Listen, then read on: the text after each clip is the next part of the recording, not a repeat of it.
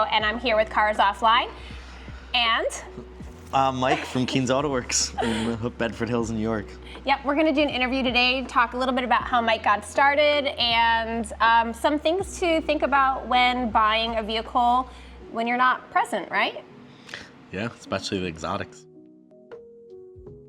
I got started when I was in shops. When I was 15, my parents said, go get a job. So I started as a cashier at a mobile station. Great. So was that like in town where you lived? Yeah, in South Salem, New York.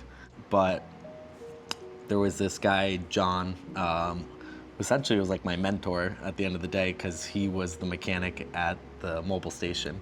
And I used to just be so bored there. I was like, can you teach me how to change a tire or teach me how to do this or that? And yeah, it literally started with from like being bored scratching lotto tickets behind the thing to like, oh, I'm gonna go try to change a tire. Worked there with him for 3 years, yeah, 15 to 18. And then I got into college for mechanical engineering, Roger Williams in Rhode Island. Went away to college, hated mechanical engineering. Yeah, It's all tough math. Pre-calc. It's all math. Exactly. I came back over the summer, and the guy John was like, hey, I'm actually, I combined with this guy who has a tow truck company. We're gonna start our own shop in Bedford Hills.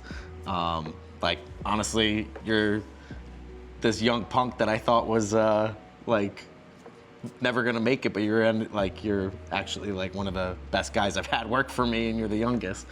He's like, I want you to come with me. So I was like, all right, I'll work with you for the summer. So you got to work with your mentor all summer. Work for them. But then they stepped it up to like a new level. Then it was like brake jobs and suspension, and let's try to fabricate things, and I'll teach you how to weld. And so there was a tow company with separate guys, and then there was me, John, and 2 other guys in the shop. Yeah. And it went from like when I was working 7 days a week full time. I loved it. I loved like the bigger the job, the more the chaos. It's like a giant puzzle, honestly. Getting back then to where, so I was. Did you go back to school? Went back to school. Yeah. I hated mechanical engineering. I switched to justice and law. Did all the pre-courses for that. I ended up leaving sophomore year and transferred to WestCon. Okay. And PACE. I was taking pre-law classes there because I was like, all right, at this point I'm just gonna be a lawyer or do something in criminal justice.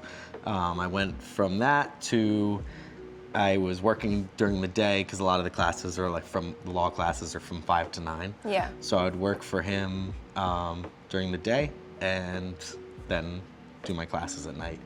And that was all going well until a typical partnership. Kind of fizzles out. Well, not for me, the two, them, John, and the other two. So the landlords came in one day and they said to all of us, I don't know if you guys know this, but your bosses are being evicted tonight at court for not paying rent. That's crazy. None of us knew anything. Our bosses actually told us, oh, we're doing so well. Well, it was one boss at this point. Yeah. John actually had left. So I was answering to this other guy who owned the tow company. And they said, hey, we're actually doing really well. I think we're gonna expand. The landlord said, if any of you guys want a shot at the building, come up with 2 months security, 2 months rent, I'll give you the keys. I didn't have any money because I was terrible at saving everything. And you're a college student still, right? I was a college student with a lot of debt. I was like, how much is it? I think it was like $21,000 at the time, which seemed like $2 million. Yeah, everything. To me. So the 2 guys that I owe everything to, the guy Orazio and this older guy Tony. So they were like, you should do it. You're the youngest one and the best one out of all of us, are most motivated. And I was like, I'm not doing it. I just went to 5 years of school. Right. Like, I'm not gonna. You're gonna have that conversation with your parents. Right. Hey, I just spent $250,000 on school. I'm gonna be a mechanic. So I asked my parents about it. The problem with the place is every person that was in that location had failed pretty much. Like it never went well. So it was kind of like doomed. Long story short, I said, you know what, I'm gonna give it a try. Asked every person for money. I sold my Volkswagen Jetta for like $4,000. Came up with like 16 out of the 21,000. These two brothers, two older brothers, they started in the body shop business when they were like 18, 22. They said, listen, you little punk, we're gonna give you a try because you've always been nice, but we're gonna give you like, we're gonna lower the rent for the first like whatever. And then my dad owned a plumbing company. Everyone always thought my dad handed me a business, which honestly would have been awesome, but no, he owned a plumbing company. So we made a deal with the landlord that my dad would put a new boiler in there as part of the security deposit. That's awesome. You know, and then I borrowed another like 5,000 from my uncle, and then I maxed out every credit card, everything I had. So you literally put everything you had on the line. Everything. And when I think back to it now, I'm like, why did I do that? Like, I'm very grateful that like I did, or that I even had the, wanted to, but the ex-boss found out that this was gonna be happening. Yeah. Out of spite, they destroyed the shop. No. Floors were torn up, lifts were all ripped out, airlines had holes put in them. So I'm thinking I'm gonna go in there Monday morning, make a new name for myself. I went into, I have to put a new floor to pull cars inside. Again, back to having no money. So bought some floor jacks, and for the first like 3 months, we did every car on our backs on floor jacks. Made a little money, bought one lift. It was like the biggest thing. Yeah. Like, we got a lift.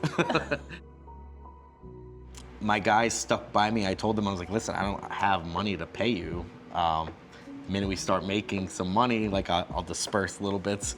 And they stuck by me, like, we'll give you a month on our own time. So. They don't do that anymore. No. Or they must have really liked you. Right. Let's speed up a little bit and talk about that. Mm-hmm. So you went from tons of debt, college, and then all of a sudden now you have Ferraris in your shop, right? Yeah. And there's this huge change in the automotive space where everyone's buying exotic cars, right? Mm-hmm.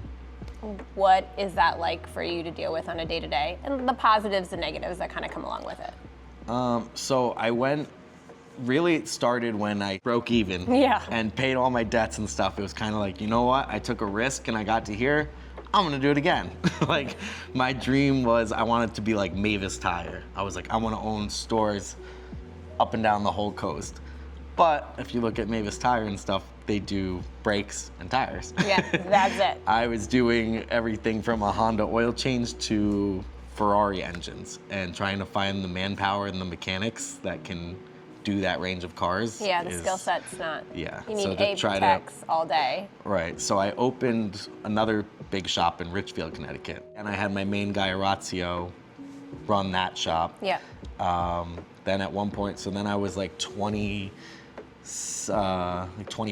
I opened that, and I had like 13 guys working for me at that point, crazy. Between both shops and everything, and it was just chaos. It was like, and I had another. Can you manage yourself and 13 people? I had another little shop up the street, and it's like my friends my age would be like, oh, we're going out tonight, we're going here, and I would leave my Bedford shop, go to my Richfield shop, see if I was making any money, see what car, like it was, I spread myself too thin. Yeah. Now I was paying rent everywhere. I had another shop up the street with our alignment lift, so I had 3 places, 25 years old.